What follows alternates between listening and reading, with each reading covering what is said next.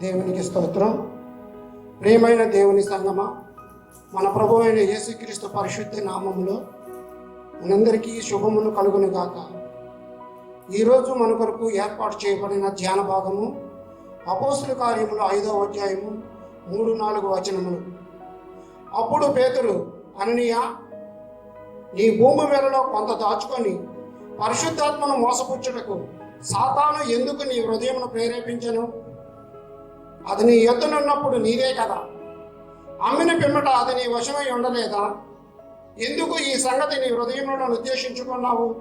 నీవు మనుషులతో కాదు, దేవునితోనే అబద్ధం ఆడితివని వానితో చెప్పాను. దేవుడు తన ఈ పరిశుద్ధ వాక్యమును దీవించును గాక. ఆమేన్. ప్రియమైన దేవుని సంగమా, దేవుడి మాటలను గడిచిన వారమంతా కాపాడి ఈ మే నెల 2వ వారంలో పునరుత్థాన దినమున మనం ఈ రీతిగా దేవుని వాక్యాన్ని వినడానికి ఆయన చూపిన కృపను బట్టి ఈ తెగుళ్ళ నుంచి మనల్ని కాపాడి సంరక్షించినందుకే మొట్టమొదటిగా దేవునికి కృతజ్ఞతాస్తుతులు చెల్లిద్దాం. ప్రార్థన చేసుకుందాం. మహోన్నతుడా, ప్రేమ కలిగిన తండ్రి, నీ రెక్కల చాటున మమ్మల్ని భద్రపరిచి ఏ తెగులు మా గుడారం సమీపించకుండా కాపాడి ఈ పునరుద్ధాన దినములో నీ వాక్యాన్ని లైవ్లో ఈ రీతిగా వినడానికి మీరు ఇచ్చిన అవకాశాన్ని బట్టి వందనాలు. వాక్యం ద్వారా మాతో మాట్లాడండి, మీ పరిశుద్ధ ఆత్మ ద్వారా మమ్మల్ని నడిపించండి. చదవబడిన వాక్య భాగాన్ని మా కొరకు విరిచి పట్టించి నన్ను నీ సిలువ చోటను మరుగుపరచమని, నా ఆత్మకు తగిన వాక్య జీవాహారం దయచేయమని మా ప్రభువును విప్రీ కుమారుడని యేసయ్య వారి పరిశుద్ధమైన నామములో ప్రార్థించి వేడుకొంచున్నాము తండ్రి. ఆమేన్. ప్రియమైన దేవుని సంగమా, చదవబడినటువంటి భాగంలో ఒక పేరు పెట్టుకోవాలి అంటే మోసపుచ్చుట. ఆ సందర్భంలో సంఘమంతయు కూడా ఏక హృదయముతో ఏకాత్మతో అపోస్తులు పరిచర్యలో మరి దినదిన ప్రవర్తమానం చెందుతున్నటువంటి సందర్భం అది. ఎవరు కూడా తమ ఆస్తిని తమదని ఎంచుకోకుండా అమ్మి తీసుకొచ్చి అపోస్తుల పాదాల యొద్ద పెట్టించున్నటువంటి సందర్భం. అక్కడ కుప్రలో పుట్టినటువంటి యేసేపు అనేటువంటి ఒక వ్యక్తి, లేవీయుడుగా, ఆయన కూడా తన భూమిని అమ్మి ఆ అమ్మినటువంటి దాన్ని అపోస్తుల పాదం మీద పెట్టినట్టుగా ఆ ముందు భాగంలో వ్రాయబడింది. అసలు పాత నిబంధనలో చూస్తున్నట్లయినా భూమిని గురించి ఏమని వ్రాయబడిందంటే, లేవీయ కాండము 25వ అధ్యాయము 23 వచనములో ఈ రీతిగా వ్రాయబడి ఉంది, భూమిని శాశ్వత విక్రయం చేయకూడదు. కానీ ఇక్కడ వారు పరిశుద్ధాత్ముని ద్వారా జరుగుతున్నటువంటి కార్యాలు సంఘం అభివృద్ధి చెందడం చూసి శాశ్వతమైనటువంటి స్వాస్థ్యాన్ని దేవుడు యేసుక్రీస్తు ద్వారా వారికి ఇచ్చాడు కనుక ఆ సంఘంలో చేర్చబడిన వారందరూ కూడా శాశ్వతమైనటువంటి భూమిని విడిచిపెట్టి అంతకంటే శాశ్వతమైనటువంటి స్వాస్థ్యాన్ని పరలోకంలో ఉందని వారు గ్రహించి వారి భూమిని కూడా అమ్మి దేవుని దగ్గర తీసుకుని వచ్చినటువంటి సందర్భం. అననీయ అనే మాటకు అర్థం జ్ఞాపకం చేసుకుంటే, దేవుడే నా యొక్క రక్షణ అనేటువంటి మాట, లేదా యెహోవాయే నన్ను కాపాడువాడు అనే మాటకు అది సరిగ్గా సరిపోతుంది. అననీయ జీవితంలో ఒకవేళ కొప్పర్లో పుట్టినటువంటి యేసేపును గురించి సంఘం అంత చక్కగా మరి చెప్పడము, సాక్ష్యం ఇవ్వడం చూసి తాను కూడా అలాగే గొప్పగా తన గురించి చెప్పాలని ఆశపడినటువంటి వ్యక్తిగా ఉన్నాడేమో. ఆయన తన భార్య అయినటువంటి సప్పీరాతో ఏకమై పొలం అమ్మి, ఈ భార్య భర్తలిద్దరి మధ్య కూడా కాస్త వ్యత్యాసము కనబడుతున్నటువంటి సందర్భం. భార్యకు తెలియకుండానే కొంత భూమిని అమ్మిన వేళలో దాచుకుని అన్నయ్య అపోస్తుల పాదాల యొద్ద పట్టడానికి సిద్ధపడుచున్నటువంటి సందర్భంలో యేసేపుని ఎలాగైతే సంఘము ఘనపరిచిందో తనను కూడా అలాగే ఘనపరుస్తారు అనే ఆలోచనతో అననీయ ఈ కార్యాన్ని చేయడానికి సిద్ధపడుతున్నట్టుగా మనకు అక్కడ అర్థమవుతుంది. ఎందుకు ఆయనకి అటువంటి ఆలోచన కలిగింది అనేటువంటి విషయాన్ని మనం ఇక్కడ జ్ఞాపకం చేసుకుంటే, అననీయ హృదయంలో సాతానుడు అతనిని ప్రేరేపించినటువంటి సందర్భం అని అక్కడ వ్రాయబడింది. అననీయ కూడా తన హృదయాన్ని మోసపరుచుకున్నటువంటి వ్యక్తిగా అక్కడ మనకు కనబడుతూ ఉన్నాడు. సాతానుడు ఎంత బలమైన విశ్వాసిగా ఉన్నటువంటి అననీయను డబ్బు అనే విషయంలో మోసగించి పరిశుద్ధాత్మునే శోధించడానికి అననీయను ప్రేరేపించినట్లుగా మనకి ఇక్కడ వ్రాయబడింది. మనము దేవుని యొక్క సంఘములో ఆయన విశ్వాసులముగా ఏకాత్మ ఏక హృదయము కలిగినటువంటి వారముగా జీవిస్తూ డబ్బు విషయంలో అన్నయ్య వంటి ఆలోచన కానీ ప్రేరేపణ కానీ కలిగి ఉంటున్నామా అనే విషయాన్ని మనం ధ్యానించుకుందాం. పరిశుద్ధాత్ముడు మనలో నివసించుచూ ఉన్నటువంటి కృపాయుగంలో ఉన్నాం. మనం దేవుని యొక్క వాక్యమును వింటున్నటువంటి మనము, పరిశుద్ధాత్మునికి నిలయముగా మార్చబడినటువంటి మనము డబ్బు విషయానికి వచ్చేటప్పటికి ఒకవేళ అననీయ వంటి మనస్తత్వము మార్పు చెందడానికి ఇష్టపడుతూ ఉన్నామా అనే విషయాన్ని మనము ప్రశ్నించుకుందాం. పరిశుద్ధాత్ముడు మనలను అడుగుతూ ఉన్నాడు. కొరింథీయులకు రాసిన మొదటి పత్రిక 15వ అధ్యాయము 33వ వచనంలో ఈ మాట వ్రాయబడింది. మోసపోకటి దుష్ట సాంగత్యము మంచి నడవడిని చెరుపును. అననీయ తన భార్యతో కూడా మంచి సహవాసము కలిగినటువంటి వ్యక్తిగా లేడు. ఆఖరికి దేవుని సంఘములో మంచి సహవాసము కలిగినటువంటి వ్యక్తిగా కూడా అక్కడ కనబడటం లేదు. అపోస్తులతో కూడా అటువంటి సహవాసము కలిగిన వాడిగా కనబడటం లేదు. చివరకు పరిశుద్ధాత్మనే మోసపరిచేటటువంటి స్థాయికి ఆత్మ సంఘములో దిగజారిపోయిన వ్యక్తిగా అననీయ మనకి ఇక్కడ కనబడుచున్నాడు.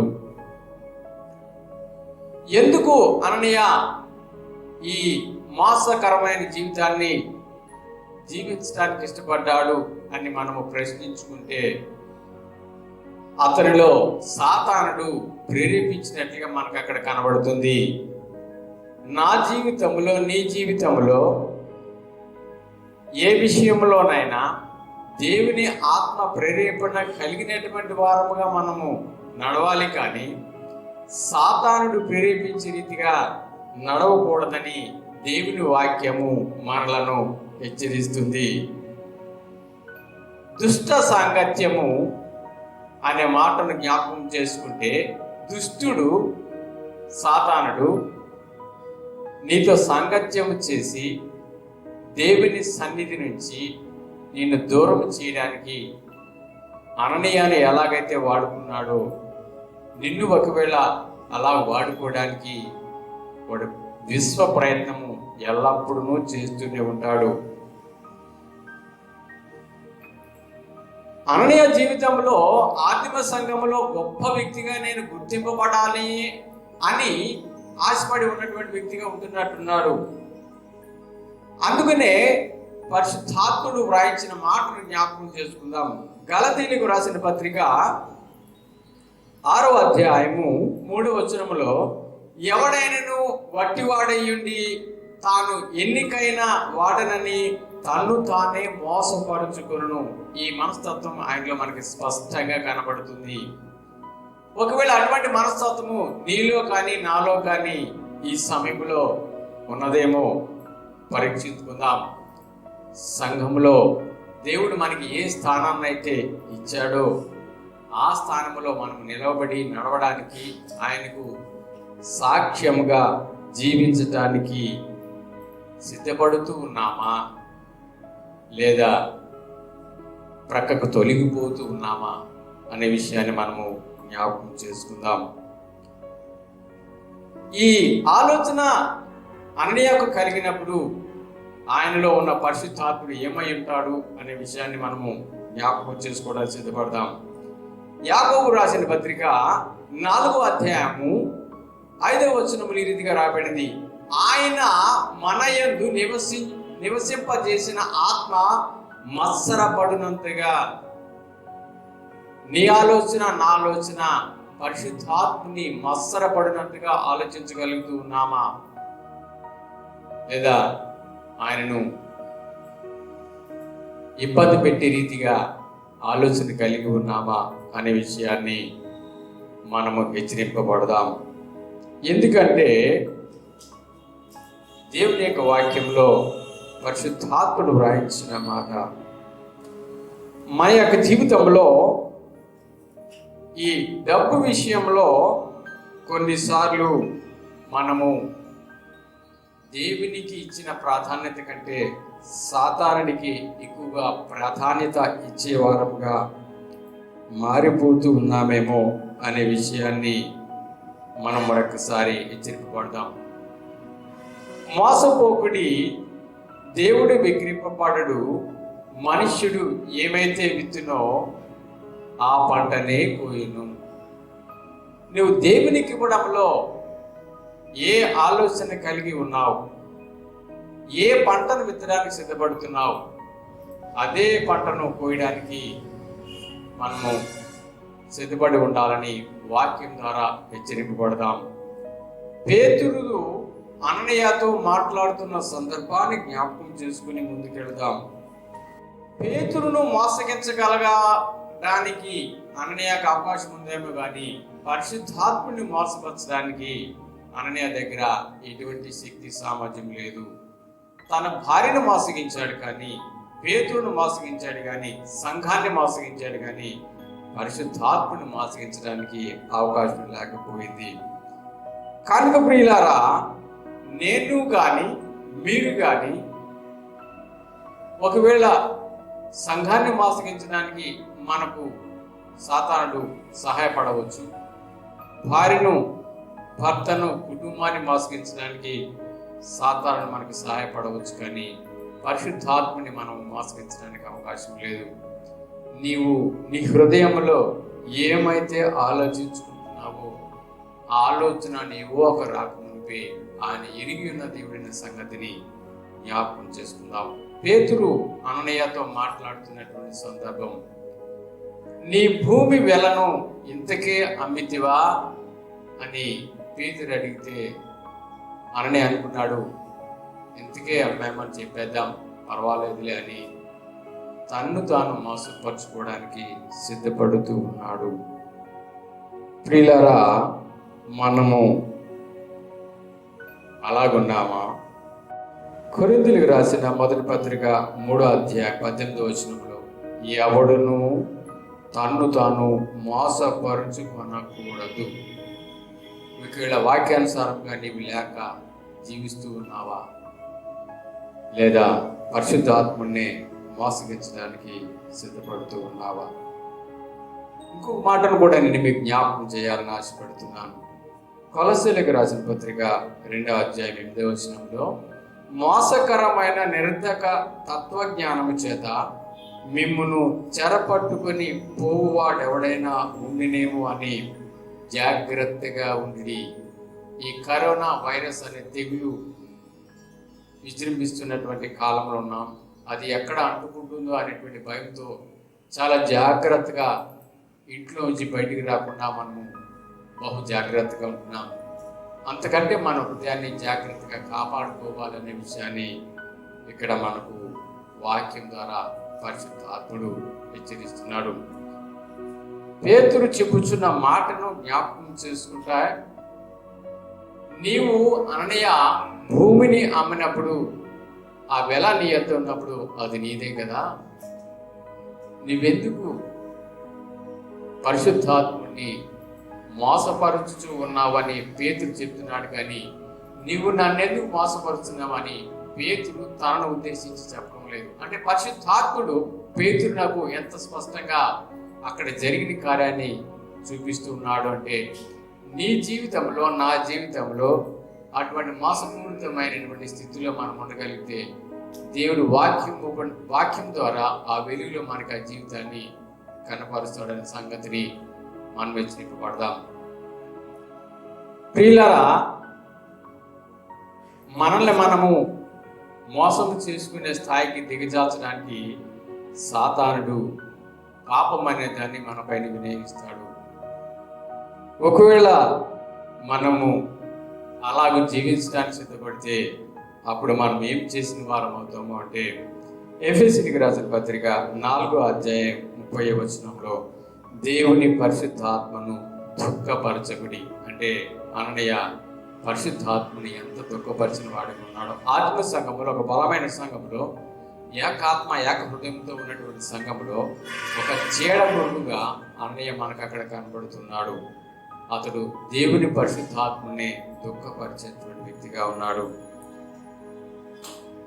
ఇలాంటి వారు ఎలా మారతారు అని దేవుని వాక్యం చెప్తుందంటే, తిమోతికి రాసిన 2వ పత్రిక 3వ అధ్యాయం 13వ వచనంలో, అయితే దుర్జనులను వంచకులను ఇతరులను మోసపరచుచు తామును మోసపోవచ్చు అంతకంతకు చెడిపోదురు.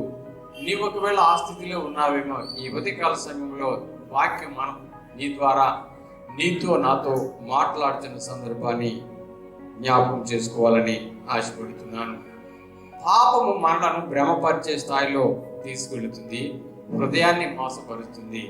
అందుకే మరి దేవుని వాక్యం ద్వారా హెబ్రీయులకు రాసిన పత్రికలో పౌలు అంటాడు, కఠినమైన హృదయం మీలో ఎవరిలైనా ఉందేమో దయచేసి అటువంటి హృదయం ఉంటే ఇప్పుడే తీసివేసి కొనండి హెచ్చరిస్తూ ఉన్నాడు.